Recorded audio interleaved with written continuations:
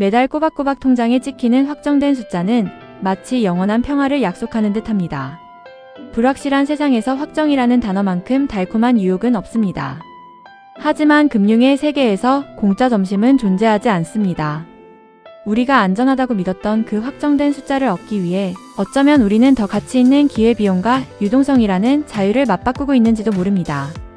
오늘 우리는 화려한 광고 문구 뒤에 숨겨진 차가운 계산기를 함께 두드려 보려 합니다.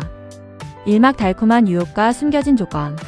금리가 너를 뛰는 시대에 5.4%라는 숫자는 거부하기 힘든 중독성을 가집니다.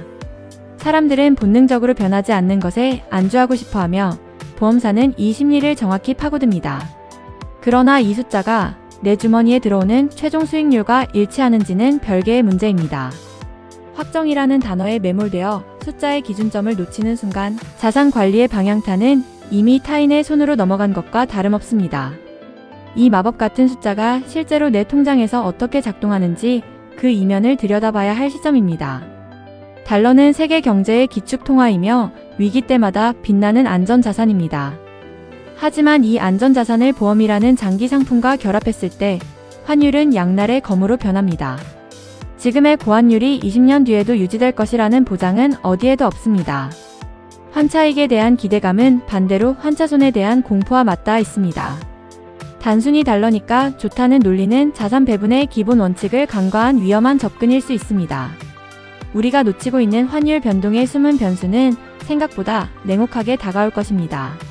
세금을 내지 않아도 된다는 말은 언제나 매력적입니다. 하지만 비과세라는 혜택은 반드시 일정한 수익이 발생했을 때만 의미를 가집니다.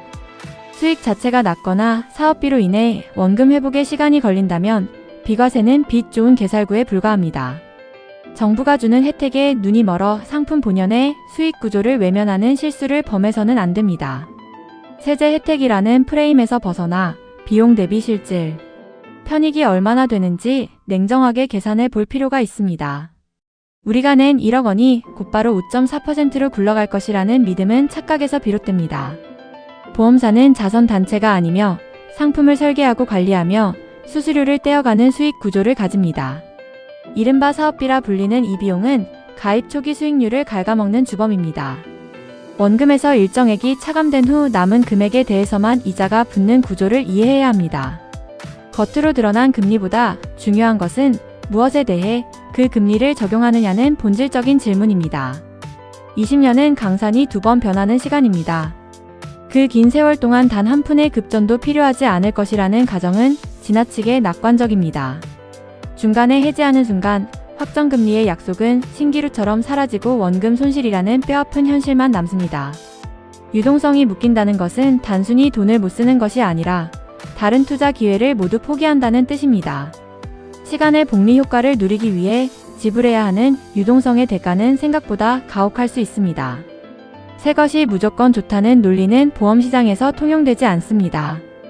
과거 고금리 시절에 가입한 예정이율 높은 보험들은 지금은 다시 나올 수 없는 황금알을 낳는 거위일 수 있습니다. 단순히 보장이 구식이라는 이유로 해지하고 신상품으로 갈아타는 행위는 보험사의 배만 불려주는 결과가 되기도 합니다. 옛날 보험이 가진 견고한 기초자산 가치를 제대로 파악하지 못하면 우리는 스스로 보물지도를 찢어버리는 우를 범하게 될 것입니다. 보험을 재테크 수단으로만 접근하는 것은 위험한 발상입니다. 보험의 본질은 발생할지 모르는 거대한 위험에 대비하는 비용에 가깝습니다. 저축과 투자의 성격이 강해질수록 사업비와 유동성 리스크는 커지기 마련입니다. 무조건적인 해지가 정답은 아니듯 무조건적인 유지 또한 정답이 아닙니다.